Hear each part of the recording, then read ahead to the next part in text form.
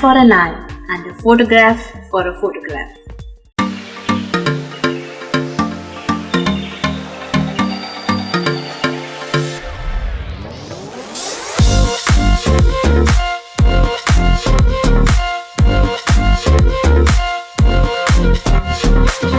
If you like my video guys, give me a big thumbs up and hit the subscribe button. And now enjoy the video. Hey guys, I'm Sonika. In today's video, we are gonna take some brilliant images of the eye. I'm gonna give you some ideas of how you can photograph your eye more creatively and in complete sharpness.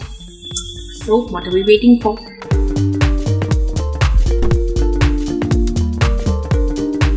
When it comes to eye photography, the best option for you can be to use a macro lens. But since I don't have a macro lens, I'm going to use my Renox PCR250 macro filter. Just attach my Renox to my kit lens on my tripod. Aperture f20, ISO 250 with a shutter speed of around 1/16, and I will use my external flash. Compose my shot and keep moving back and forth till I arrive at the correct focus and click. After many trials and errors, this is the shot I like. I have used autofocus, but you can use manual focus too. I try without my Renox and stand a little far away from the camera. It lacks details of a macro lens, but I can crop my image later and it still looks good. I will also try my Nikon Coolpix B500, a point and shoot camera, and it works there too. Settings in the B500 are I use the auto mode, auto white balance, ISO 125, manual focus, and I will turn the flash on full flash.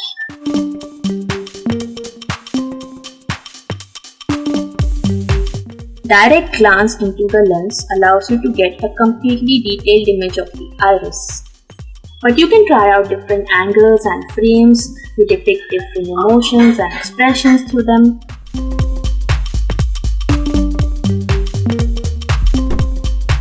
If the eyes go through too much strain, they may turn red and may not look very good in the photograph. So make sure the model gets enough rest before shooting. Refrain from doing activities that may strain the eye, like staring at the screen of a mobile or computer for too long.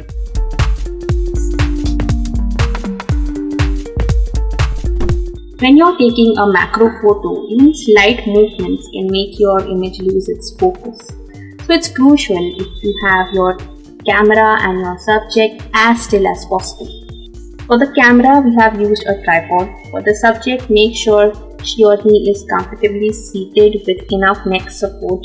If you are shooting yourself, use the help of a remote to avoid hustling with the controls of your camera.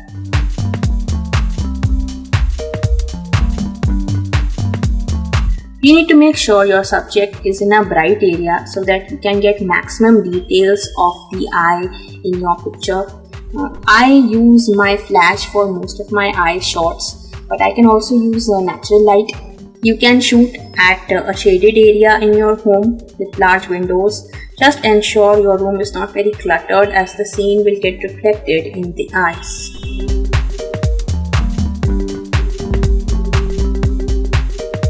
Catchlight is a light source that causes a peculiar highlight in the subject's eye in an image. The simplest way to get good catchlight is to make the subject stand towards the light source. So if you're indoors, your subject can directly face a window, and you will find that you are getting catchlights from the window light reflected in your eyes. If you are using artificial light, make sure it is not going to give me an ugly blob on the eye, and also make sure I get only one or at the most two catchlights in the eye. If you are getting an ugly blob, try to diffuse the light or turn off any other bulbs or lamps in the room.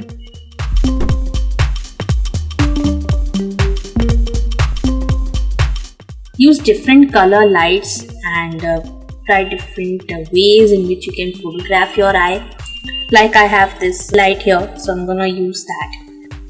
Also, wrapping gels or cloths on my flash can give my image a specific color. You can also try to change the shape of the light and have various patterns around your eyes.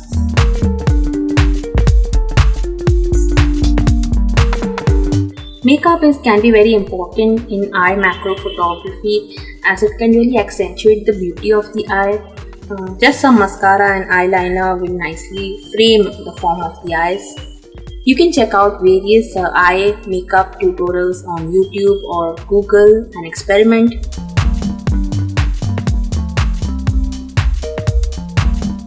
You can use various elements to frame or decorate your eyes like leaves, sequins, paint, etc. and get super creative and frame your shots using different ideas.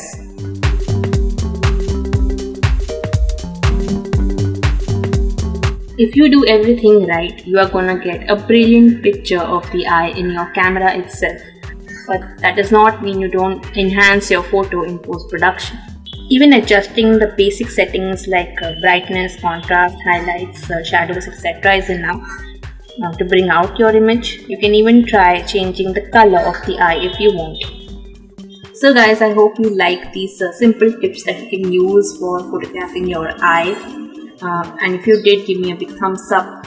Leave a comment down below if you want to try any of these tips yourself. Share this video with your friends.